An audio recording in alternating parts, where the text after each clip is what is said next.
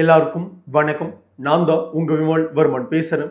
வன்னியர் சமூகத்தை ஒட்டுமொத்தமாக அழிக்காம நான் ஓய மாட்டேன் அப்படின்னு சொல்லிட்டு தைலாபுரத்துடைய பெரியவர் ராமதாஸ் அவர்கள் மீண்டும் கங்கணம் கட்டிட்டு இருக்கிறாரு. தன்னுடைய சொந்த புள்ள அன்புமணி அவர்களை எப்படியாவது அழித்தே தீரணும் அப்படின்ற ஒரு பிடிவாத குணத்தோட செயல்பட்டு இருக்கிறாரு தைலாபுரத்தில் இருக்கிற பெரியவர் ராமதாஸ். இப்படி பல விஷயங்களை அடிக்கிட்டு போயிட்டே இருக்கலாம்.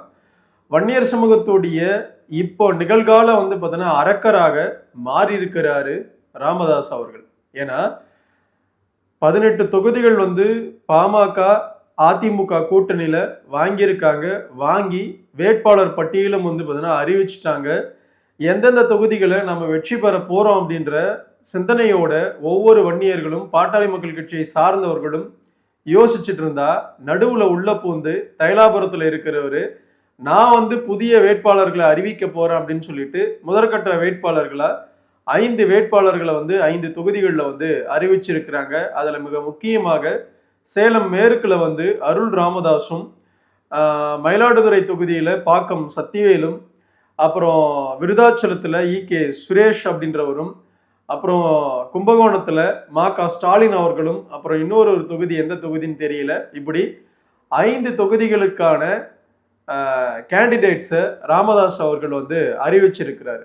இதுல பலர் யோசிக்கலாம், அவர் ஒரு புறத்துல இப்படி கேண்டிடேட்ஸ் அறிவிக்கிறதுல வன்னியர்களுக்கு என்ன பார்த்தீங்கன்னா வீழ்ச்சி ஆயிட போகுது, அவர் பாட்டுன்னு அவரை அறிவிக்கிட்டோம், அவங்க நிக்கட்டும், நிக்கிறதுல பார்த்தீங்கன்னா விமல் உனக்கு என்ன பிரச்சனை அப்படின்ற கேள்வியை முன் வச்சிங்க அப்படின்னா இன்னமும் உங்களுக்கு அரசியல் புரிதல் இல்லை அப்படின்னு நினைக்கிறேன். காரணம் என்ன அப்படின்னா ஒவ்வொரு இடத்துலையுமே ஒண்ணுமண்ணாக கடந்த 8 மாதங்களுக்கு முன்னாடி இருந்த வன்னியர்கள் கடந்த 8 மாசமா மிகப்பெரிய சண்டை போட்டுக்கிட்டு இருக்கிறாங்க. புரியுதுங்களா? இதை நம்ம நேரடியாகவே சொல்றோம். விமல் மேலே பல வருத்தங்கள், பல கோவங்கள், பல விஷயங்கள் தைலாபுரத்தில் இருக்கிற அணியில் இருக்கிற ஒட்டுமொத்த பேருக்குமே இருக்கு. அதுல எந்த மாற்ற கருத்தும் கிடையாது. புரியுதுங்களா? ஏன்னா நாம உண்மையை பேசும்போது பார்த்தீங்கன்னா அவங்க அவங்களுடைய உண்மையை பேசுறாங்க அப்படின்ற இடத்துல இருந்து பெரும் சண்டையா தான் மாறி இருக்கு. ஸோ அப்படி இருக்கும் ஒரு சூழல்ல இது வெறும் பேச்சாக, வெறும் சண்டையாக மட்டுமே இது வரைக்கும் இருந்த விஷயம் தற்பொழுது அடுத்த கட்டத்துக்கு பார்த்தீங்கன்னா போக போகுது. அதை விதை போட்டு ஆரம்பிக்கிறது யார் அப்படின்னா தைலாபுரத்துடைய பெரியவர் ராமதாஸ். ஏன்னா அரசியல் களம் அப்படின்றது எப்படி இருக்கும், அரசியல் களத்துல ஒவ்வொருத்தரும் அந்த வெற்றி பெறுவதற்கான விஷயங்களை எவ்வளவு தூரம் செய்வாங்க அப்படின்றதுல அனைவருக்கும் அறிந்தது. அப்படி இருக்கும் ஒரு சூழல்ல இப்படி ஒரு களத்தை உருவாக்கி வன்னியர் விசஸ் வன்னியர் அப்படின்னு ஏற்கனவே திராவிட கட்சிகள் நடக்கும். அது அப்படியே ஸ்லைட்லி மாறி பாட்டாளி மக்கள் கட்சியிலிருந்து பிரிஞ்சவங்களே வன்னியர் விசஸ் வன்னியர் அப்படின்னு மீண்டும் ஒரு களத்தை 2026 சட்டமன்ற தேர்தலில் உருவாக்கி அதுல ஓட்டுக்களை பிரிச்சா யாருக்கு லாபம் அப்படின்னு பார்த்தா கண்டிப்பா வன்னியர் சமூகத்துக்கு லாபம் கிடையாது. அப்போ நான் சொன்ன மாதிரி பார்த்தீங்கன்னா 2026 நவீன வன்னியர் சமூகத்துடைய அரக்கரா யார் மாறி இருக்கிறார் அப்படின்னா தைலாபுரத்துடைய பெரியவர் ராமதாஸ் அவர்கள் அப்படின்றது உண்மையாயிடுச்சா? நம்மளை வச்சு நம்ம கையை வச்சு நம்ம கண்ணே குத்துற இடத்துல யார் இந்த விஷயத்த பண்றது? தைலாபுரத்துடைய பெரியவர் ராமதாஸ் அவர்கள். நாம என்ன கேட்கிறோம் அப்படின்னா அவளை என்னங்கய்யா உங்களுக்கு இருமாப்பு, வன்னியர்கள் அழிவதுல உங்களுக்கு என்னையா அவ்வளவு பெரிய சந்தோஷம் சொல்லுங்க. வன்னியர் சமூகம் உங்களை நம்பினதுக்கு நீங்க கொடுக்கிற மிகப்பெரிய விஷயம் இதுதானா? சொல்லுங்க பார்க்கலாம். என்ன மாதிரியான செயல்பாடுகளை செய்றீங்க? சரி, வேட்பாளர்களை முதற்கட்டம் 2வது கட்டம் அறிவிக்க போறீங்களா? முதற்கட்ட வேட்பாளர்கள் 5 பேரு, 2வது கட்டமும் அறிவிக்கிறீங்களா? பெண்ணாகரத்துல தமிழ்குமரன் காங்கிரஸ்ல நிக்க போறாரு. அந்த ஆளுக்கு எதிராக அவனுடைய சொந்த தகப்பனை உங்கள் சார்பாக பெண்ணாகரத்துல நிக்க சொல்லுங்க. நிக்கட்டுமே, நின்று போட்டி போடட்டுமே. போட்டி போட்டு அப்பனா பிள்ளையான சண்டை நடக்கட்டுமே. அது நடக்குமா? ஜி.கே. மணி அதை செய்வாரா? இல்ல நீங்க அதை செய்வீங்களா? நான் கேட்கிறேன். உங்க சொந்த பிள்ளைக்கு எதிராக எல்லா வேலையும் பாக்குற நீங்க இந்த சம்பவத்தை செய்வீங்களா? ஜி.கே. மணி இதை செய்வாரா? நான் நேரடியா தான் கேட்கிறேன். தைலாபுரத்துல பார்த்தீங்கன்னா இருக்கிற ஆட்களுக்கு கொஞ்சம் கூட உங்களுக்கு எல்லாம் சமூக அக்கறையே கிடையாதா? கொஞ்சம் கூட சமூக அக்கறை இல்லாம நான்லாம் சேலம் அருள் மேல மிகப்பெரிய ஒரு மரியாதை இந்த சமூகத்துக்கு இருந்தது. அதை ஒட்டுமொத்தமா அவர் இழந்துட்டாரு. இன்னொரு ஒரு நல்ல மனிதரும் வந்து இந்த சமூகத்துக்கு வந்து கும்பகோணம் பகுதியில கிடைச்சாரு, மா.க. ஸ்டாலின் அண்ணன். நீங்க எப்படி நான் வந்து பாத்தீங்கன்னா இந்த மாதிரியான விஷயத்துக்கு வந்து பாத்தீங்கன்னா காது கொடுத்து கேட்டீங்க, எப்படி நான் வந்து பாத்தீங்கன்னா இப்படி மாறினீங்க? மா.க. ஸ்டாலின் அண்ணன், உங்கள் மீதெல்லாம் மிகப்பெரிய வந்து நம்பிக்கை இருக்கு. அங்க சுத்தி இருக்கிற வன்னியர்கள் எல்லாம் உங்களை வந்து பாத்தீங்கன்னா ஒரு மிகப்பெரிய ஒரு விஷயமா பார்த்துட்டு இருக்கிறாங்க. அதோடைய பிம்பமாக ஒட்டுமொத்த தமிழகத்திலையும் வந்து பாத்தீங்கன்னா இருக்கிற வன்னியர்கள் உங்கள் மீது ஒரு பெரிய வந்து பாத்தீங்கன்னா மரியாதை வச்சிருந்தாங்க. இன்னைக்கு வரைக்கும் அந்த மரியாதை இருக்கு, அதுல எந்த மாற்று கருத்தும் கிடையாது. ஆனா அப்படி இருக்கும் நீங்க வெறும் ஒரு எம்எல்ஏ சீட்டுக்காக ஒரு சமூகத்தை வந்து பாத்தீங்கன்னா துச்சமான நினைச்சு அந்த சமூகத்துக்கு எதிராக வந்து பாத்தீங்கன்னா களம் காணுவீங்களா? இதுல உங்களுக்கு ஒரு பிளஸ் என்னன்னா, கும்பகோணத்துல வந்து பாத்தீங்கன்னா பாமக நிக்கல, ஆனா பாமக கூட்டணி வச்சிருக்கிற கட்சி வந்து பாத்தீங்கன்னா நிக்க போகுது. அப்ப இருக்கும் ஒரு சூழல்ல அப்போ வன்னியர்கள் பாட்டாளி மக்கள் கட்சியை சார்ந்தவர்கள் வந்து பாத்தீங்கன்னா உங்களுக்கு ஆதரவாக இல்ல வந்து ஏடிஎம்கே உடைய அலையன்ஸ்க்கு வந்து பாத்தீங்கன்னா எதிராக வந்து வாக்கு செலுத்தணும் அப்படின்ற ஒரு எண்ணத்தோட செயல்படுறீங்களா? சொல்லுங்க. ஏன்னா இப்படி எல்லாம் இருக்கிறீங்க? ஏன் வந்து இந்த சமூகத்துல இப்படி எல்லாம் வந்து பாத்தீங்கன்னா உணர்வு ரீதியா எங்களெல்லாம் ஒன்னா சேகரிங்க, உணர்வு ரீதியா எங்களுக்கு எல்லாம் வந்து பாத்தீங்கன்னா முன்னோடிகளா நிக்கிறீங்க. ஆஹா, உங்களெல்லாம் பார்த்து உங்களை போல நாங்கெல்லாம் இருக்கணும் அப்படின்னு எங்களை போல இருக்கிற வந்து பாத்தீங்கன்னா இளைஞர்கள் எல்லாம் யோசிக்கிற எங்களை வந்து பாத்தீங்கன்னா கடைசி நேரத்துல இப்படி வந்து பாத்தீங்கன்னா போய் பண்ணிட்டு நிற்கும் போது எங்களுக்கு வந்து பாத்தீங்கன்னா உங்கள் மீதான அந்த நம்பிக்கை, நாங்க அடுத்த தலைமுறைக்காக வந்து பாத்தீங்கன்னா ஏதோ ஒரு நம்பிக்கையோட நாங்கெல்லாம் வரோம் அப்படின்னா அந்த நம்பிக்கை வந்து பாத்தீங்கன்னா உங்களை மாதிரி இருக்கிற ஆட்கள் எல்லாம் பார்த்து வந்து பாத்தீங்கன்னா எங்களுக்கு அந்த நம்பிக்கையே தேவையில்ல அப்படின்ற எண்ணத்தோட தான் வந்து பாத்தீங்கன்னா பலர் செயல்படுவாங்க. இந்த இனம் வந்து பாத்தீங்கன்னா அப்படித்தானே வந்து பார்க்கும். வன்னியர்கள் வந்து பாத்தீங்கன்னா இப்படி ஈஸியா வந்து பாத்தீங்கன்னா தன்னுடைய சுயநலத்துக்காக எதை ஒன்னாலையும் செய்வாங்கன்ற இடத்துக்கு வந்து உங்களை மாதிரியான வந்து ஆட்கள்லாம் பார்க்கும்போது வந்து பாத்தீங்கன்னா எங்களுக்கு ஏற்படுமே. உண்மையா இல்லையா? அப்படின்னா நான் தப்பா வந்து கேட்கிறேன், உண்மையா தானே வந்து கேட்கிறேன் விமல்வர்மன்? சரியா தானே கேட்கிறேன்? சொல்லுங்க பார்க்கலாம். சுயநலம் அவ்வளவு பெரிய சுயநலம் தேவையா அந்த சமூகத்துடைய மத்தியில? சொல்லுங்க பார்க்கலாம். எனக்கு ஒண்ணுமே புரியல. கடமையை செய், பலனை எதிர்பாராதே அப்படின்ற ஒரு பழமொழி இருக்கு. வன்னியர்கள் தர்மத்துக்காக வாழ்ந்த சமூகம், தர்மத்தை மட்டும்தான் செய்வான். அந்த தர்மத்தால என்ன பலன் வந்து நிகழதோ, என்ன விஷயம் நடக்குதோ அப்படின்ற எந்த கவலையுமே வந்து எந்த காலத்திலையும் வன்னியர்கள் வந்து யோசிச்சதே கிடையாது. ஆனா இந்த கலிகாலத்துல அதுவும் இப்பொழுது சுயநலத்தோட மட்டுமே வந்து செயல்படுற ஒரு பெரும் இனமாக, பெரும் சாதியாக வன்னியர்கள் மாறி போயிருக்கிறது. அடுத்த தலைமுறைக்கு வந்து நீங்க எல்லாம் சொல்றதுடைய மிகப்பெரிய பிம்பம் என்ன தெரியுமா? சுயநலமா இருந்துக்கிடா, உன்னுடைய தேவைக்கு எதா வேணாலும் செய்யு, என்ன வேணாலும் பண்ணு அப்படின்ற விஷயத்தை தான் தைலாபுரத்துல இருந்து ஒட்டுமொத்த பேரும் சொல்லி கொடுத்துட்டு இருக்கீங்க. ஒரு இனம் அழிய வேண்டாம், ஒரு கட்சி அழிய வேண்டாம், ஒரு அடுத்த தலைமுறையோடைய வந்து நம்பிக்கை அழிய வேண்டாம் அப்படின்னு நினைச்சிருந்தீங்கன்னா தைலாபுரத்துல இருந்து இவ்வளவு பெரிய பெரும் பிரச்சனை வந்து உருவாயிருக்கிறாரு. தைலாபுரத்துடைய பெரியவரும் இவ்வளவு பெரிய பிரச்சனைகளை பண்ணிட்டே இருக்க மாட்டார். அடுத்த தலைமுறை பற்றிய சுய சிந்தனை, சின்ன அறிவு எதுவுமே கிடையாது.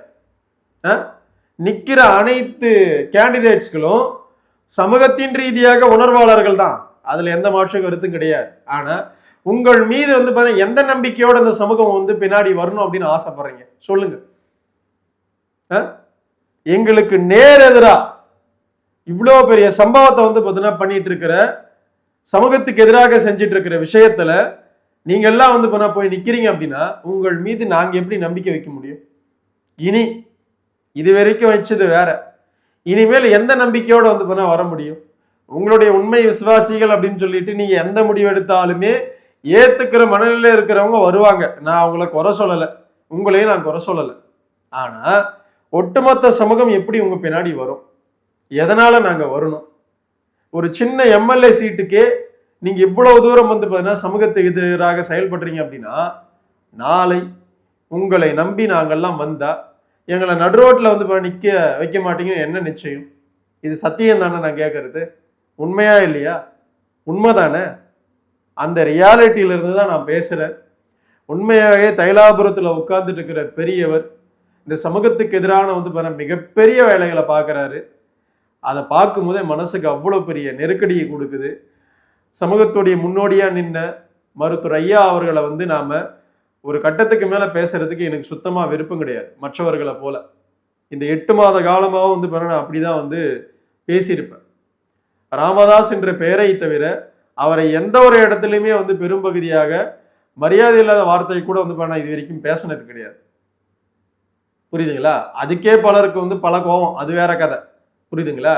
அப்படி ஒரு இனத்தையே ஒரு சமூகத்தையே இப்படி குழி தோண்டி புதைக்கிறதுக்கான வேலையில வந்து ஈடுபடுறாரு அப்படின்னா இவர் சமூகத்துடைய முன்னோடியாக வந்து பார்த்தா எவ்வளவு தூரம் இருந்திருப்பார் அப்படின்றது நமக்கெல்லாம் வெளிச்சம் போட்டு காட்டுறாரு தைலாபுரத்துடைய பெரியவர் ராமதாஸ் அவர்கள்.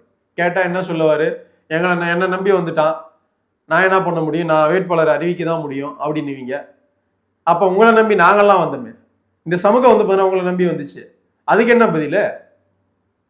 இந்த சமூகம் தானே வந்து பண்ண ஐயா நீங்க ஓய்வு எடுங்க கம்முன்னு இருங்க அப்படின்னு நாங்க சொல்லிட்டு இருக்கோம், காதல வாங்குறீங்களா?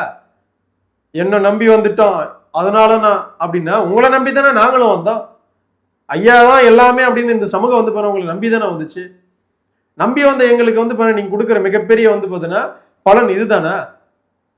பேசுனா பேசிட்டு போயிட்டே இருக்கலாம், மனசுக்கு அவ்வளவு வருத்தமா இருக்குங்க. தைலாபுரத்துல இருக்கிற பெரியவர் வந்து உண்மையாகவே வந்து இந்த சமூகத்துக்கு எதிரான எல்லா வேலைகளும் பாக்குறாரு. சொந்த பிள்ளைக்கு எதிராக மட்டும் கிடையாதுங்க. நீங்க நினைச்சிட்டு இருக்கலாம் சொந்த பிள்ளைக்கு எதிராக அப்படின்னு, நான் நேரடியா சொல்றேன், சொந்த பிள்ளைக்கு எதிராகலாம் கிடையாது. இந்த சமூகம் வந்து இந்த இனம் அழிய வேண்டும் அப்படின்ற விஷயத்துக்காக மட்டுமே வந்து எல்லா விஷயங்களும் முன்னெடுக்கிறார் தைலாபுரத்துடைய பெரியவர். 87 வயசுல. இதை விட நாம என்ன சொல்றதுன்னு தெரியல. வன்னியர்கள் கொஞ்சம் புத்தியோட இருந்துக்குங்க, பாட்டாளி மக்கள் கட்சியில இருக்கிறவங்க புத்தியோட உணர்வோட இருந்துக்குங்க. புரியுதுங்களா? நான் ஒட்டுமொத்த பேருக்குமே சொல்லிக்கிறேன், நீங்க தைலாபுரம் அணியா இருங்க, எங்க இருங்க, யாரோ ஒண்ணு இருங்க, வன்னியர்களா வந்து யோசிக்கிறீங்க அப்படின்னா எது இந்த சமூகத்துக்கு நல்லது, எது வந்து அடுத்த தலைமுறைக்கு நல்லது அப்படின்னு யோசிங்க. புரியுதுங்களா? பொதுப்படியா யோசிங்க, சுயநலம் இல்லாம வந்து யோசிங்க. ஐயோ என்ன அங்க அவமானப்படுத்திட்டான், என்ன அங்க அசிங்கப்படுத்திட்டான், என்ன அங்க வந்து இங்க வந்து திட்டான், அவன் திட்டான், இவன் திட்டான், எனக்கு அங்க பொறுப்பு கொடுக்கல இங்க பொறுப்பு கொடுக்கல அப்படின்ற எண்ணத்தோட வந்து வன்னியர்கள் செயல்படாதீங்க. புரியுதுங்களா? இனத்துக்காக உழைச்சோம், இனத்துக்காக உழைச்சுக்கிட்டே இருப்போம், அதனால பலன் ஏற்படுது ஏற்படாம இருக்குதுன்றதுலாம் விஷயம் வேற.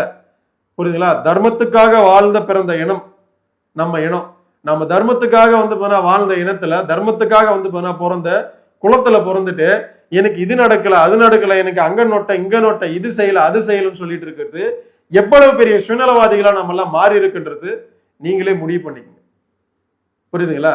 தைலாபுரத்துல இருக்கிற உண்மையான வந்து உணர்வாளர்கள் நான் சொல்லிக்க விரும்புறேன். யார் மீது எனக்கு வருத்தம் கிடையாது, ஆனா அந்த சமூகம் கண்ணு முன்னாடி அழியறது பார்க்கும்போது எனக்கெல்லாம் மனசுக்கு ரொம்ப வருத்தமா இருக்கு.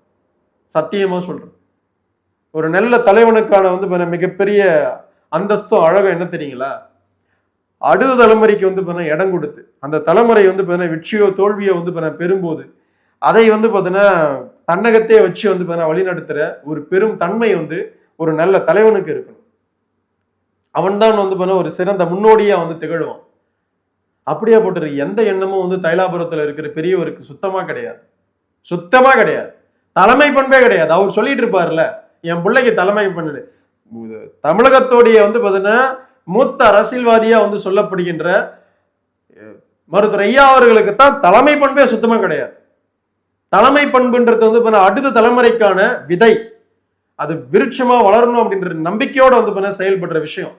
அதை ஒட்டு மொத்தமா வந்து போட்டு உதச்சி விட்டெறிஞ்சு அதை வந்து அழிச்சே தீரணும் அப்படின்னு வந்து கங்கணம் கட்டிட்டு தெரியறதுக்கு பேர் வந்து தலைமை பண்பு கிடையாது. நான் நேரடியாக தான் சொல்றேன். இந்த சமூகத்தை நேரடியா வந்து அழிக்கிற இடத்துல யார் இருந்தாலுமே விமலவர்மன் கேள்வி கேட்பேன், இந்த சமூகமும் கேள்வி கேட்கணும். நாம அந்த விஷயத்தை அட்ரஸ் பண்ணணும், நாம் அதை ரியலைஸ் பண்ணணும். அந்த ரியாலிட்டிக்குள்ள இருந்து வந்து நாம இருக்கக்கூடாது, அதுல இருந்து வெளியே வந்து இருக்கிற உண்மைத்தன்மையை பேசியே ஆகணும். பேசினா மட்டும்தான் இந்த இனம் வாழும், இந்த இனம் நல்லா இருக்கும். புரிஞ்சுக்குங்க, அவ்வளவுதான் சொல்லுவேன். நன்றி, வணக்கம். வாழ்க வளர்க வன்னிய பெருங்குளம், வாழ்க வளர்க வன்னியகுல சத்திரிய சமூகத்தின் பண்பாடும் கலாச்சாரமும் வரலாறும் மற்றும் வன்னியகுல சத்திரிய சமூகத்துடைய சத்திரிய தினமும் மேலும் உண்டு. அடுத்த ஒரு நல்ல காணொலியில உங்களை நான் சந்திக்கிறேன். உன்னுடைய பேர் சுத்தமான பள்ளி பையன்.